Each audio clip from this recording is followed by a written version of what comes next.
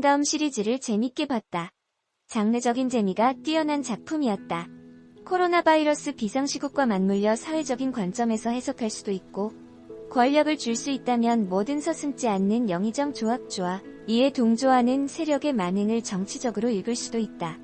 감염성이 강한 좀비의 특징과 그로 인해 전 세계를 혼란에 빠뜨리는 설정의 좀비물이 가진 입체적인 매력이다. 필자는 좀비물 진화 측면에서 킹덤이 흥미로웠다.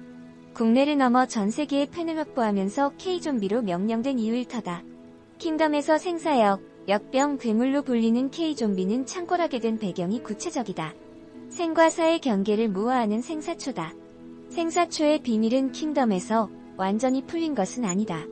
시즌2까지 공개된 바 생사초에 붙은 알이 인간 몸에 들어가 기생충의 형태로 단시간에 진화해 죽은 자를 살려낸다.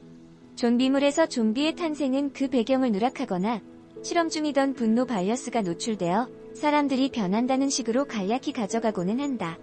이후 벌어질 상황에 더 집중하는 것과 다르게 킹덤은 생사초와 관련한 묘사를 이야기 전개의 동력 중 하나로 삼아 그에 대한 궁금증을 부려두고 회수하는 방식으로 또 다른 재미를 선사한다.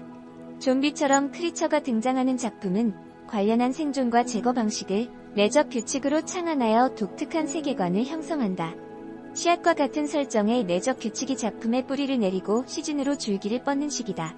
킹덤 시즌2는 어린 왕 이엄의 팔에 물린 상처에 잠복했던 생사초 아래 기생충이 7년 만에 활동을 재개한 설정으로 시즌3에 펼쳐질 새로운 이야기의 중요한 배경을 제시했다. 꽤 많은 기능을 장착한 킹덤의 좀비는 쓰임새도 넓어서 인간을 물어뜯고 피를 흡수하는 단순한 본능의 역할을 넘어선다. 조합주는 임진왜란이 벌어지던 중 어떻게 생사초의 기능을 알았는지 소를 희생하여 대를 살린다는 명분으로 생사역을 생산해 왜군에 맞서는 무기로 활용한다. 인간의 탐욕이 외부로 발화한 존재가 좀비이고 좀비의 공격 본능은 그래서 인간의 탐욕과 등가값으로 작용하는 게 보통인 킹덤은 이를 좀 더 밀어붙인다. 좀비물의 보편적 주제는 좀비의 창궐이 발화점이 되어 인간과 인간의 대결로 전이하면서 탐욕의 폐해와 연결된다. 간단하게 좀비는 공포의 대상이었던 것에 반해 킹덤에서는 권력을 쥐기 위한 인간의 도구로까지 확대된다. 리의 계략을 꾸미고 물려받는 건 혜원 조씨 일가의 조합주와 그의 딸 중전 계비다. 권력의 최상부에 선 인물들로 절대 권력을 손에 쥐려고 약한 자, 이용하기 쉬운 자들을 이용한다는 점에서 킹덤의 주제는 선명해진다. 좀비 바이러스는 인간과 인간이 속한 사회의 취약점을 집중적으로 공략한다. 살아난 시체들의 밤은 흑백 갈등을, 시체들의 새벽은 자본주의와 소비 문화를, 워킹데드는 제어하지 못하는 욕망과 이기심을 좀비로 촉발된 인간의 민얼굴로 드러냈다. 킹덤은 계급이다. 극 중에서 자주 언급되는 살아남아야 한다는 의미는 속한 계급마다 다양한 층위를 갖는다.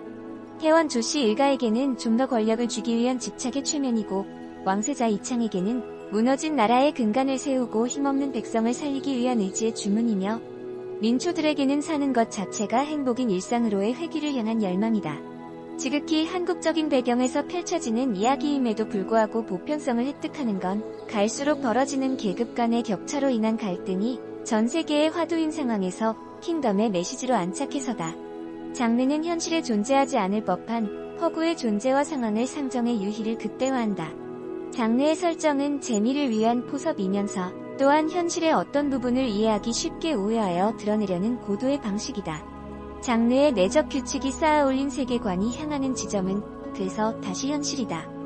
한국의 조선 배경과 생사역의 장르 설정으로 좀비물의 진화를 이끈 킹덤은 새로움과 보편적인 메시지로 지금 전 세계에서 사랑받고 있다.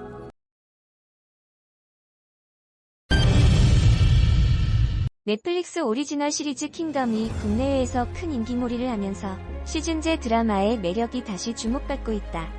킹덤은 죽은 자들이 살아나 생지옥이 된 가상의 조선을 배경으로 한국형 사극 좀비물이라는 새로운 장르를 개척해낸 미스터리 스릴러다. 현재 시즌2까지 제작된 상태다. 구조적인 측면에서 킹덤의 중요한 성공 비결은 영화와 드라마의 장점을 한 작품에 모두 담아냈다는 점이다. 영화는 드라마보다 자유롭고 창의적으로 이야기를 풀어낼 수 있지만 제한된 상영 시간 안에 많은 캐릭터와 메시지를 담아내는 데는 한계가 있다. 반면 드라마는 정반대로 여유 있는 이야기 전개가 가능하지만 표현의 밀도는 오히려 떨어질 수 있다는 약점이 발생한다. 킹덤은 한국적인 배경과 서양적인 소재를 결합시킨 독특한 연출에서는 영화적이지만 이야기를 풀어내는 속도와 구성의 방대함에 있어서는 드라마의 문법에 충실하다. 정교하고도 치밀하게 짜여진 곡선 예상을 뛰어넘는 반전과 표현 수위, 긴 호흡으로 지켜봐야 제대로 진가를 알 수 있는 구성 등은 이 작품이 시즌제 드라마로서 완성도를 보여주는 요소들이다. 사실 킹덤은 약 1년 전 시즌1이 처음 방영되었을 때만 해도 조금은 엇갈린 평가를 받았다. 소재와 영상미는 참신했지만 국내에서는 다소 낯선 장르와 불친절한 구성으로 비판받는가 하면 연기력 논란에 휩싸이기도 했다. 하지만 시즌2에 접어들며 이런 평가가 극적으로 뒤집히게 된 것은 주목할 만하다. 시즌1에서 공들여 차근차근 구축한 곡선과 세계관, 캐릭터들이 시즌2에서 비로소 한꺼번에 빛을 발휘하며 이야기의 흡입력을 폭발시켰다. 시즌1에서 단점처럼 보이던 요소들도 오히려 시즌2에서는 장점으로 바뀌었다.